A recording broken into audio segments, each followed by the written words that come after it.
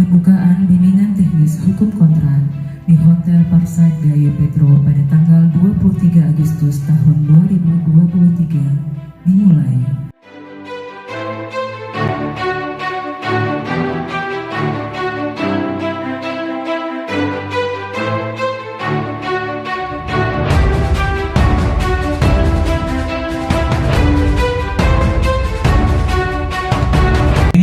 Kesempatan yang bagus bagi para peserta yang ingin menguasai hukum kontrak.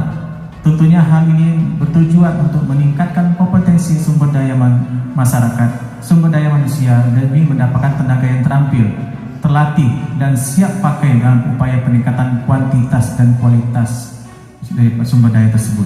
Bismillahirrahmanirrahim. Kegiatan Bimtek Hukum Kontrak Dinas Perumahan Rakyat dan Kawasan Provinsi Aceh sebagai secara resmi saya nyatakan dibuka.